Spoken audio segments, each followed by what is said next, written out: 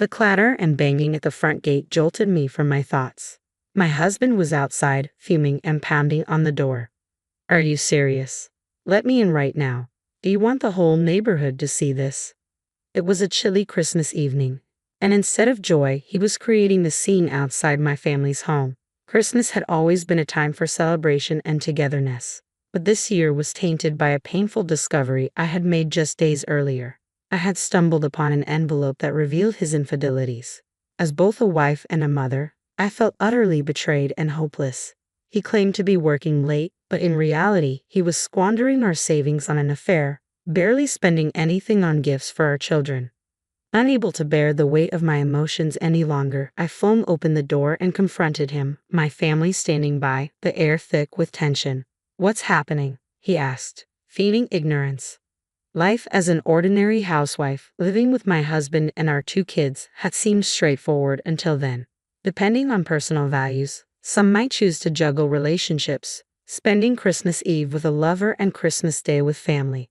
My siblings and I grew up in a household that didn't adhere to conventional celebration dates due to our parents' demanding jobs, so we created our own traditions. We celebrated Christmas during winter break, cooking together, enjoying cake, and watching special year-end TV shows. As I grew older and started my own family, Christmas Eve remained a joyful celebration with my husband and our child. However, as the years passed, the essence of our relationship shifted from romance to a family-centric dynamic. Christmas Eve gradually became less about us and more about ensuring our children's happiness. We adapted, agreeing that their joy was paramount. So when my husband casually mentioned he might be stuck at work overnight on the 28th, it didn't initially raise any alarms. I saw it as just another twist in our evolving holiday traditions. But discovering his betrayal changed everything, transforming our holiday into a moment of stark confrontation. The realization that my husband wouldn't be home for Christmas Eve only emphasized how much our relationship had evolved. Despite the changes, my feelings for him remained deep-rooted, and I found contentment in our shared life. I dedicated myself to preparing a joyful Christmas for our kids, embracing it as another form of happiness. "Is this all we have for living expenses this month? Did something happen with your paycheck?" I asked, trying to keep my tone measured. As the year came to a close, expenses always seemed to multiply, and I hoped we could stretch our budget a bit further with Christmas just around the corner. I was stunned to discover that the money he had set aside for living expenses was noticeably less than usual. I gently probed further, wondering how I could manage with this shortfall.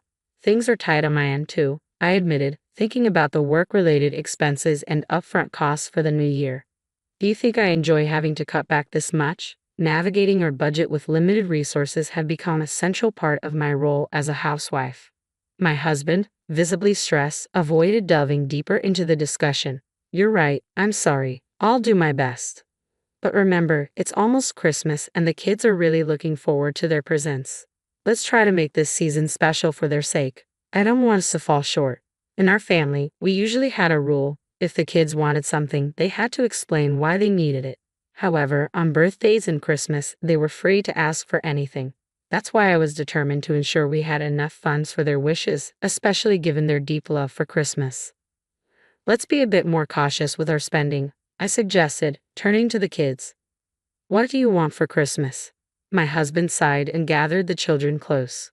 "I want a cartoon DVD set, but I also really want a picture book about trains, Dad. Which one do you think is better?" "The book, definitely. It'll help you learn to read, and you can share it with your friends. You could even read it to your younger friends. You'd be such a cool big boy." "I really want a new doll set so I can feed it and sleep with it," our daughter chimed in, looking a bit troubled. "But my crayons broke recently, and now I can't draw." "Crayons would be great, Carol. You're so talented at drawing," I encouraged, hoping to balance their wishes with our budget constraints. The simple yet profound joys of parenting shone through these moments as we navigated the season's challenges together. As I watched my daughter sketch, I suggested, "Why not ask Santa for some nice crayons, even better than the ones you had before?" But she was also eyeing that new doll set. "What about the dolls? Can't you listen to what I want?" she replied. "Remember, Santa only visits good children. Naughty kids who are selfish get nothing," I reassured her. "Let's ask for the crayons first." While I tried to balance the children's wishes, my husband nudged them toward more affordable options. Brian's gift can come from a used bookstore and Carol's can be from the discount store, he suggested quietly, implying this approach would help us avoid overspending during the festive season. Do you think spending money is the only solution? How foolish, he murmured under his breath, ensuring only I could hear. By labeling our children's eagerly awaited gifts as mere extra expenses, he subtly steered their young minds to fit his frugal agenda, which began to sow seeds of resentment in me. One evening, while my husband bathed our daughter, she came running in with a sparkly envelope she found in his work bag. "Mom, look, could it be from Santa?" Although it wasn't right for her to rummage through his things, my curiosity was piqued. "You shouldn't have taken that without asking. Give it here, and I'll put it back," I said. But when I took the envelope, curiosity got the better of me, and I peeked inside. It was a reservation for a Christmas dinner for two at a hotel on the 28th. The night he claimed he would be working. Questions and doubts flooded my mind just then as my husband's phone pinged with a notification. Startled, I glanced over to see a flurry of incoming messages. Normally, I would have thought nothing of it, but tonight felt different. I tried not to pry, but an unsettling feeling compelled me to check. All the messages were from someone named Tiffany, punctuated by heart emojis and featuring a profile picture of a woman much younger than I was. The pieces began to fall into place, painting a troubling picture. With each passing day, I found myself sneaking glances at his phone, confirming my suspicions. It was becoming clear that Tiffany was likely his mistress, and he had plans to spend Christmas Eve with her, possibly even hinting at a special gift. Driven by a mix of hurt and determination, I made the decision to hire a private investigator. Catching my overly confident husband in the act seemed like the only way to confront this painful reality head-on. The days leading up to Christmas were filled with a heavy mix of dread and resolve as I prepared to face whatever truths the investigation would uncover. When the results finally arrived, they confirmed my worst fears. Tiffany was an employee at my husband's company, and their affair had begun just a month ago. All those late nights he claimed to be working had really been spent with her. The sudden reduction in her household funds was likely being funneled into his affair. Holding the investigator's report, tears of frustration and betrayal spilled over. In just a month, my husband had shifted his priorities so drastically, favoring another woman over his own family. My diligent care for our home, grounded in the belief that he was overwhelmed with work, and our children's quiet longing for time with their father now seemed tragically misplaced. The revelation of his betrayal was too profound to ignore. Initially paralyzed by shock, determination soon took hold. I wasn't going to let this slide without taking action. Drying my tears, I channeled my energy into planning a decisive response for the morning of December 28th. I kept up a normal facade as I sent my husband off to work, but once he was gone, I packed the kids and headed to my parents' house. "It's been so long since we've all been together like this," my mom exclaimed upon our arrival. The festive spirit at my parents' home was infectious. We spent the day decorating a large Christmas tree and enjoying a joyful holiday party. The next morning, the children were ecstatic about the gifts waiting for them under the tree: a DVD and a picture book for my son, and a doll and some crayons for my daughter, all presented as gifts from Santa and their grandparents. As they played happily with their new toys, the adults looked on with content smiles. Suddenly, my phone buzzed. Stepping outside to answer, I heard my husband's distressed voice. "Hey, where are you? I just got home from work, but my key doesn't fit the lock, and the doorbell isn't working. What's going on?" I could hear him fumbling with the door handle through the phone. "Calm down. You're making a scene. No one is there because we don't live there anymore. We finished moving out yesterday. You were too busy with work to notice. And by the way, if you keep shaking that door, it might break." "If it does, that's not my problem," I replied, a mix of sternness and mockery lacing my voice. As I watched my daughter sketch, I encouraged her. "Ask Santa for some nice crayons. Better than the ones you had before." She had her eye on a new doll set too. "But what about the dolls? Can't you listen to what I want? Santa only visits good children." "Naughty kids who are selfish get nothing," she protested. I reassured her, "Let's ask for the crayons first."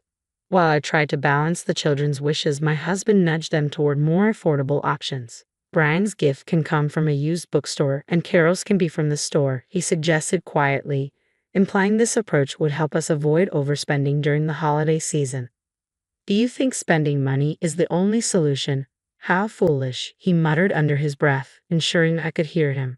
He labeled our children's eagerly awaited gifts as mere extra expenses, subtly steering their young minds to fit his frugal agenda, which began to sow seeds of resentment within me.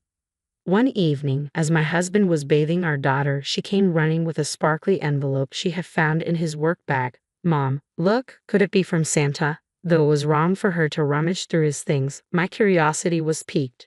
You shouldn't have taken that without asking.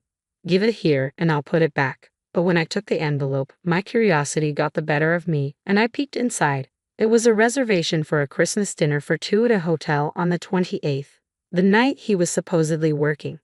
Questions and doubts flooded my mind. Just then, a notification pinged from my husband's phone. Startled, I glanced over and saw a flurry of incoming messages.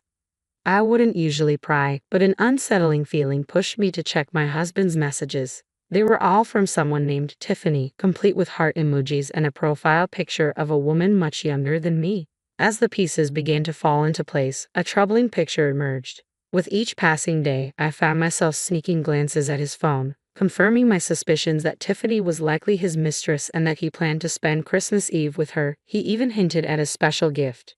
Driven by a mix of hurt and determination, I decided to hire a private investigator. Catching my overly confident husband in the act seemed like the only way to confront this painful reality. The days leading up to Christmas were filled with dread and resolve as I braced myself for the truths the investigation would reveal. When the results arrived, they confirmed my worst fears. Tiffany was an employee at my husband's company, and their affair had started just a month ago. All those late nights he claimed were spent working were actually with her. The sudden dip in our household funds likely funneled into his affair. Holding the investigator's report, tears of frustration and betrayal flowed freely. In just a month, my husband had completely shifted his priorities, favoring another woman over his own family. My diligent care for our home, under the belief that he was burdened with work, and our children's quiet longing for time with their father now felt tragically misplaced. His betrayal was too profound to ignore. Initially, I was paralyzed by shock, but soon determination took over. I refused to let this situation go unaddressed. Wiping my tears, I channeled my energy into planning a decisive response. On the morning of December 28th, I kept up appearances as I sent my husband off to work. But once he was gone, I packed the kids and moved to my parents' house. It's been so long since we've all been together like this, my mom exclaimed as we arrived. The festive spirit in their home was uplifting. We spent the day decorating a large Christmas tree and enjoying a joyful holiday party. The next morning, the children were thrilled to find gifts under the tree, a DVD and a picture book for my son, and a doll and crayons for my daughter, all presented as gifts from Santa and their grandparents. As they played happily with their new toys, the adults watched with content smiles. Then, my phone buzzed. Stepping outside to answer, I heard my husband's distressed voice. Hey, where are you? I just got home from work, but my key doesn't fit the lock, and the doorbell isn't working. What's going on? What's going on? I could hear him fumbling with the door handle through the phone. Calm down. You're making a lot of noise. No one's there because we don't live there anymore. We finished moving out yesterday. You were too busy with work to notice. And by the way, if you keep shaking that door, it might break. If it does, it's not my problem, I replied, my tone a mix of sternness and mockery. I followed my parents to the front door, bracing myself for a confrontation. When my father swung the door open, my husband stood there with a defiant smirk on his face. Long time no see, Dad, he said, a sly grin plastered across his lips. But my father's response was icy. It's not good to see you. Stop pretending we're friends. You're no longer a son to us. Just someone who hurt our family. My mother joined in, her tone sharp and unyielding. Do you even know what time it is? It's incredibly rude to show up like this. The kids have been asleep for hours.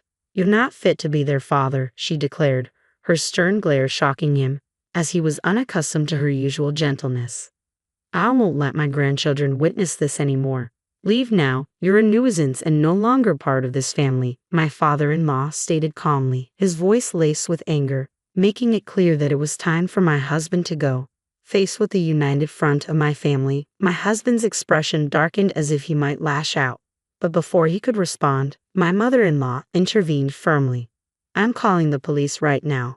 Seeing her reach for the phone sent him into a panic, and he fled the scene without uttering a single apology, a stark reminder of his true character. At that moment, I didn't shed any more tears. Instead, a profound emptiness enveloped me, leaving me to ponder the purpose of all I had endured. How about some warm tea? Then you can get some rest, my mother suggested gently, touching my shoulder with a comforting smile.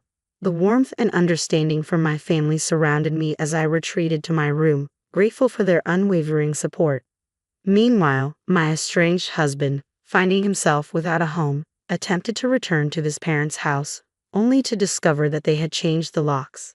After hearing my side of the story, they turned him away, unwilling to let a stranger disrupt their peace. Left out in the cold, my husband finally grasped the gravity of his actions and the weight of his parents' words. Now, truly understanding the consequences, he expressed sincere regret and agreed to the terms of our divorce without a legal battle.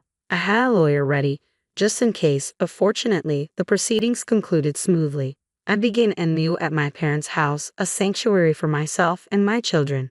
Amidst the challenges of balancing work and parenting, every day brimmed with purpose, supported by the love and help of my parents. Life was bustling but deeply fulfilling. Even though my marriage had ended and I would not see my ex-husband again, I maintained a strong connection with my former in-laws. They were wonderful grandparents, offering not just love to my children but also tremendous support to me.